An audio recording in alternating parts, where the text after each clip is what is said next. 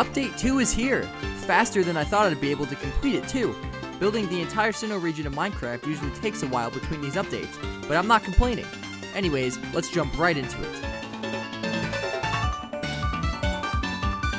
Oh, and if you could, hit that subscribe button if you like what you watched. It really helps me out.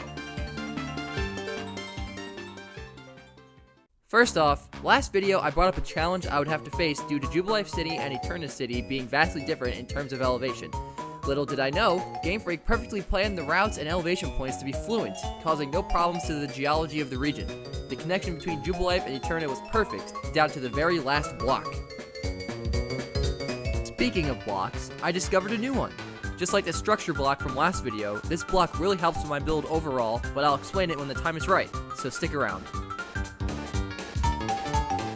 Let's start all the way back in Jubilife City and make our way up to Eterna City. But right before we do, I want to explain that I'll be just going into significant buildings and areas, seeing that we have 2 routes, a cave, and a town to get through. Without further ado, let's begin.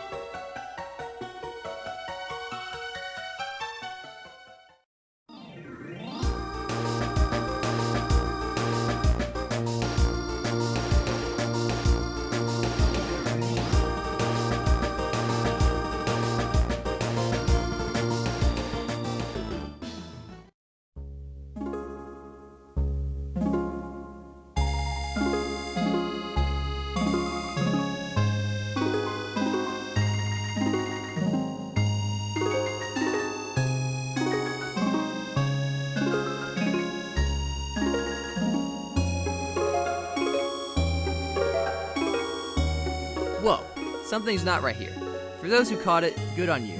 We teleported a few hundred blocks away, but why? Well, Floroma Meadow is actually its own sub-area in the game, and is not connected to the full map. Finding this out for the first time surprised me, as I thought there was definitely enough room to fit as a kid. But this is not the case.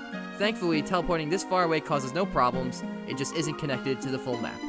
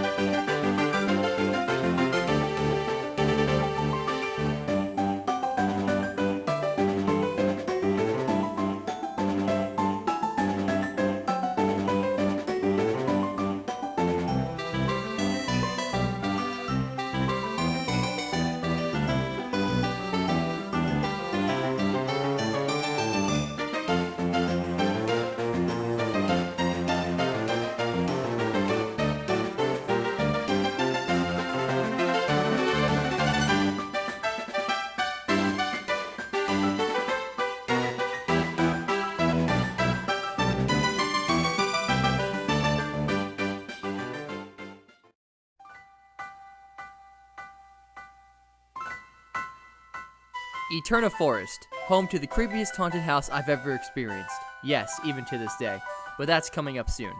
Instead, I want to focus on the new block I discovered to really add a special touch into Eterna Forest, the light block. It allows for varying levels of light to be placed anywhere, and it's not a solid block, so you can walk right through it. It really helps the forest look like there is sunlight coming through the thick layers of leaves above. And one little side note, this area is also not part of the full map, but moving it really allowed me to experiment with the build, and I think it came out looking really nice.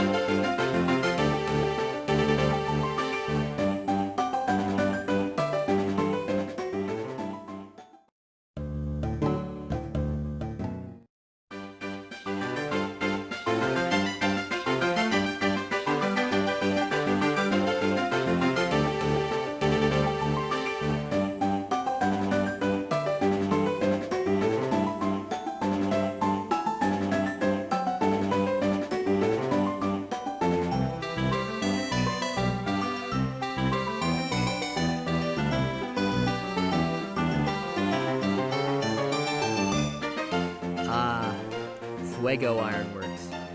Fuego. I pronounced it as Fugo as a kid, but that's probably so wrong. Anyways, the special addition in here is the push tiles that cause you to move in a certain direction. I thought of ways to pull it off successfully, and was recommended to use a command block to teleport the player and make it so that you can't jump over them to skip it. So shout out to Sebastian for the help.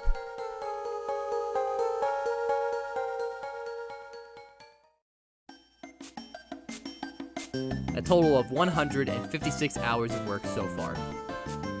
The next area I will be building in Update 3 will be east of Eternity, following down Route 210 past Hearthome City and connecting it to East Route 207, which will not include the majority of Mount Coronet, as that will be its own update video down the line.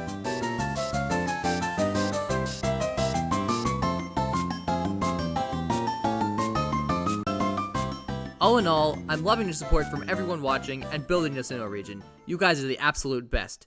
The next video will probably be a while before it comes out, so if I make other content in between updates, that doesn't mean I'm slacking or blowing it off.